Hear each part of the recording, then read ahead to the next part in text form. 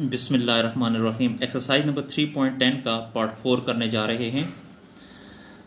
The deviation of the values x equal to 20 of 10 different values are -5, -8, -11, -5, -4, -2, 0, 5, 0, 10।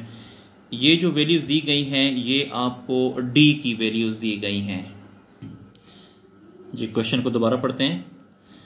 Part 4 में कहता है the deviation of the values x equal to 20 of 10 different values. x की value 20 है 10 different values की।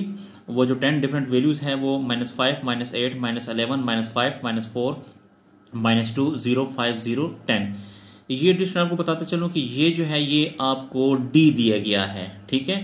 तो आपने पहले column में ऊपर d लिखना है और उस कॉलम में ये वाली वैल्यूज़ लिखनी है और उसके बाद हम x फाइंड करेंगे। Calculate arithmetic mean by direct method. हमने अर्थमेटिक मीन मालूम करना है लेकिन मेथड मालूम करना, मेथड कौन सा होगा? डायरेक्ट मेथड के जरिए जी। तो क्वेश्चन की कैलकुलेशन पहले मैंने कर ली थी क्योंकि वीडियो के दौरान कैलकुलेशन थोड़ी सी मुश्किल होती है। तो आपने क्या करना है, सबसे पहले डी में लिखना है -5, -8, -11, -5, -4, -2, 0, 5, 0 और 10। ये जो d है ये हमें ऑलरेडी क्वेश्चन में दी गई हैं। अब आपने x फाइंड करना है। तो x फाइंड करने का क्या तरीका है? x equal to d plus pm। pm भी हमें 20 दिया गया है। अगर आप क्वेश्चन में देखें तो 20 आपको दिया गया है। ये मैं आपको दिखाऊं क्वेश्चन में, ये देखिए ये आपको 20 दिया गया है, ठीक है। ये pm है। तो अब आपने क्या करना है, d प्लस pm यानी -5 प्लस 20, -5 प्लस 20 इससे 15 आ जाएगा क्योंकि ये -5 है और ये 20 है। 20 में से 5 को माइनस करेंगे तो 15 आ जाएगा। -8 प्लस 20 12 आ जाएगा।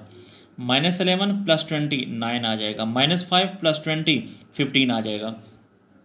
-4 प्लस 20 16 आ जाएगा। -2 प्लस 20 18 आ जाएगा। 0 प्लस 20 आ जाएगा। 5 प्लस 20 25 आ जाएगा। 0 प्लस 20 आएगा और 10 प्लस 20 30 आ जाएगा। अब इनको आपने प्लस करना है। 15 plus 12 plus 9 plus 15 plus 16 plus 18 plus 20 plus 25 plus 20 plus 30, तो ये 180 आ जाएगा। इसने कहा था कि क्वेश्चन आपने हल करना है डायरेक्ट मेथड के ज़रिए। तो डायरेक्ट मेथड का फार्मूला ये है अर्थमेटिक मीन मालूम करना, यानी मीन मालूम करने का। तो मीन को हम x बार से जाहिर करते हैं। तो x bar equal to summation x over n।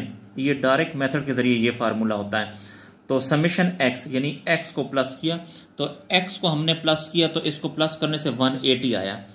तो समेशन x की जगह लिखेंगे 180 डिवाइड बाई n। n का मतलब होता है नंबर। कितने नंबर हैं? 1, 2, 3, 4, 5, 6, 7, 8, 9 और 10।